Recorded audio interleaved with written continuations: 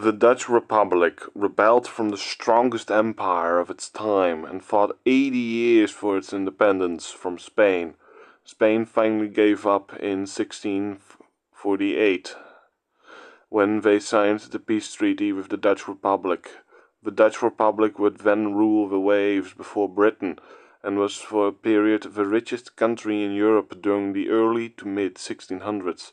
It was a great power, but after 1672, also known as the Rampjaar in Dutch, did the Republic begin to see decline. Its golden age ended. It still remained a powerful state, but after that year it was no longer the great power it once was, and eventually Britain replaced it as the strongest maritime power in the later half of the 17th century.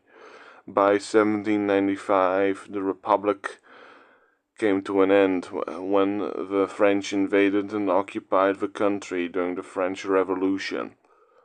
The Republic wasn't restored after the Napoleonic Wars. In the Congress of Vienna, Britain took one of its most valuable colonies, the Cape of Good Hope, and took several other colonies. The provisional government of the Republic decided to create a monarchy for increased stability of the country, which turned the Republic into a kingdom, and this act marked the end of the Republic. But what if the Republic was restored, including its colonies? Let's find out. So for this scenario we don't have to change much in the Congress of Vienna, only that Britain keeps its promise of returning all the Dutch colonies as they took the Cape, Ceylon and Guyana from the Netherlands in our timeline. So this time they give all the colonies back, and to prevent the Dutch Republic from becoming a monarchy, the provisional government of the Dutch Republic would refuse to create a monarchy, and every great power lets this happen. This would prevent the House of Orange-Nassau from taking power in the Netherlands. Belgium would still be given to the Dutch Republic, as Austria didn't want to keep Belgium. So, for the same reasons as in our timeline, Belgium becomes a part of the Dutch Republic. The Republic would emerge as a relatively strong power, and also having a more centralized government would benefit the Republic, as before the Republic was conquered by France, it was quite decentralized, which isn't the best thing if you're going to try and rebuild a nation devastated by war. The Republic also struggled with a lot of debt before the Napoleonic Wars, which the Republic would have a lot more of after the Napoleonic Wars. So it wouldn't have the best time after the Napoleonic Wars. But having Belgium would help immensely, as Belgium was beginning to industrialize. And that would bring in a lot of wealth for the Republic. The Dutch Republic would probably industrialize much more than the Netherlands did in our timeline. It would also have to worry about Britain because of the Cape Colony, which is a good place to refuel and rest up from between Europe and Asia. As for that reason, Britain was heavily interested in the colony. It's also the reason why they took it in our timeline. So for the 1820s it would start paying off its debt. Also in 1824 the Netherlands in our timeline was looking to set up a penal colony in Western Australia, but they decided against it. It may be more likely that the Republic would colonize Western Australia, but I'm not sure. But to make it more interesting, the Republic would set up a penal colony in Western Australia.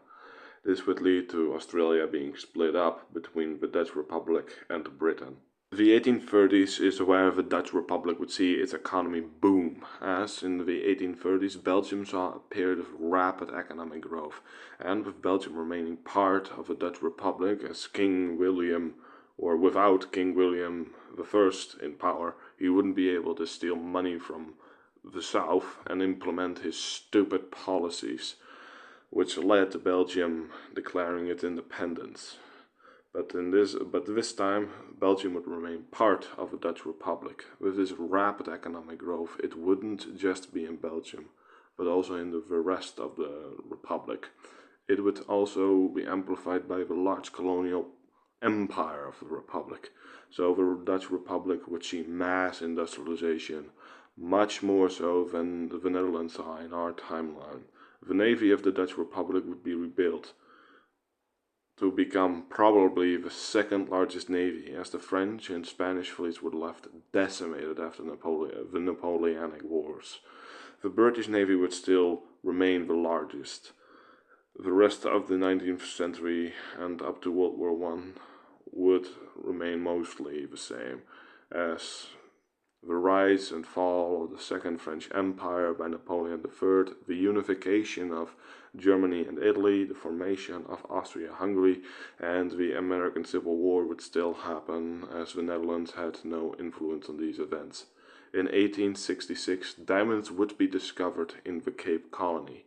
This would greatly increase the value of the colony. Many Dutchmen would head for the colony to discover more diamonds deposits, which would lead to discoveries made in Namibia 4 years later in 1870. This would lead to the Dutch Republic expanding into the region and taking Namibia instead of Germany, who did it in our timeline. The Dutch would also take Namibia to secure the region, firmly placing south of the African continent under Dutch rule. The scramble of Africa would still happen, so from 1884 to 1885 the Berlin Conference takes place. The discussions on how Africa should be divided would be held. The Dutch Republic would expand the Dutch Gold Coast northwards, expand the Cape into Botswana and what was known as the Rhodesia territory in our timeline, and most importantly gain the Congo, as France, Britain and Germany were fighting over who should get it. The Belgian King Leopold gained the Congo mostly for that reason, as France, Germany and Britain couldn't agree on who should get it. So most likely the Dutch Republic gains the Congo, as it would have an interest in the region. The Dutch Republic would have gained most of sovereign Africa, spanning from the Congo to the Cape. It would have a colonial empire that would be the second largest in the world, still remaining behind Britain. Two decades later would see a Serbian nationalist assassinate Franz Ferdinand, who was the heir of the Austro-Hungarian throne. And as we all know, this started World War I, as Austria sent an ultimatum to Serbia. In response, the demand was that Austrian officials should take part in the investigation into the assassination of Franz Ferdinand and in the searching and prosecution of the ringleaders on Serbian territory, which would have infringed on Serbia's sovereignty. Serbia was also required to react within 48 hours. Serbia would actually agree on most of the demands, but the investigation on the assassination part of the ultimatum was refused, and because of that, a few of the demands were refused. That would see Austria-Hungary declare war on Serbia. This would lead to Russia declaring war on Austria-Hungary because they supported Serbia. However, because Russia declared war on Austria-Hungary, Germany declared war on Russia because they were in alliance with Austria-Hungary.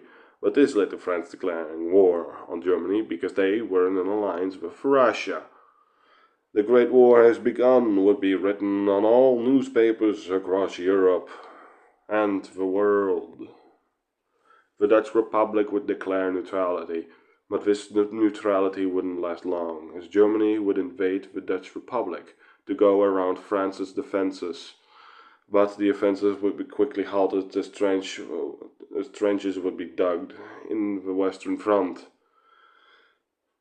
The Western Front would be turned into a stalemate. Britain's entry into the war would be delayed by a few months, as there would be no guarantee on Belgium's independence because Belgium doesn't exist in this timeline.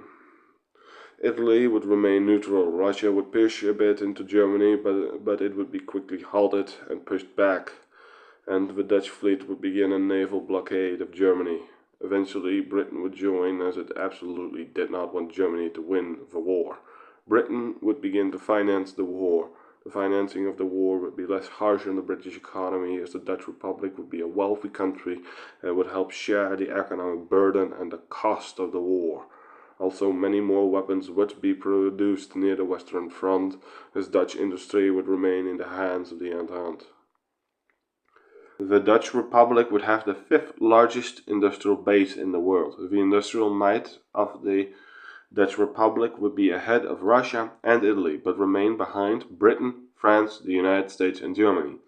The Dutch Republic would be roughly on par with France industrially, but remain just behind France's industrial strength.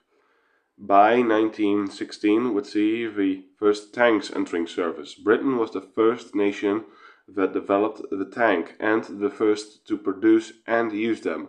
But it wouldn't take long for the Dutch Republic and France to begin building their own tanks, but it would take a few months to set up the infrastructure and factories to build the tanks. So, by 1917, the Dutch and French tanks would arrive on the front line.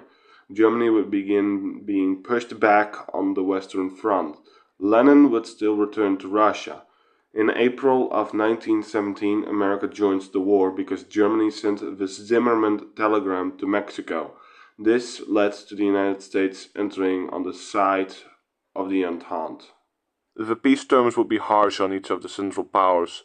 Austria-Hungary and the Ottoman Empire would be completely dismantled. Germany wouldn't lose much territory, but would face heavy war reparations to the Entente, and would also see heavy restrictions on its military. It would only be allowed to have 100,000 troops and have no air force. The Treaty of Versailles would eventually lead to World War II. The Dutch Republic would emerge from the Great War as a weakened power, but it gained a significant amount of colonial land. The most valuable of this new colonial land would be Palestine. The Republic pushed for this territory so that it could construct a new parallel canal to the Suez Canal. The Republic's industry was left standing after the war. It would have quite a large amount of debt to the United States, like Britain and France, because of the Great War, and like them would take on more loans after the war to rebuild the country. The debt of the war would be less than in our timeline for Britain and France, because of the Dutch Republic's wealth. However, the debt would still be a very large amount of debt to the US. The Dutch Republic would get to enjoy the 1920s as the economy would boom, as it would get to enjoy the massive colonial empire with the resources alongside it. Its population would stand at 15 million people by 1920. The Republic would begin the construction on its new canal in Palestine, so it wouldn't have to rely on the Suez Canal anymore.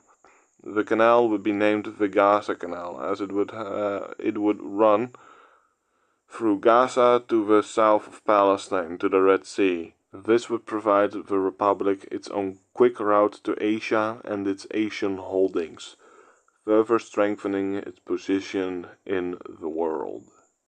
Well, that was my first scenario and my first video too, so I hope you guys enjoyed. So, a like and subscribe would be nice if you're willing to do that. And if this video gets enough views and enough likes, I will do a part 2 to it. I just didn't want to do it because it was, well, 2 centuries worth of history, and I didn't really want to put it all into one video, so maybe a part 2 if the video gets enough likes or enough views, and it does well. Well, until next time.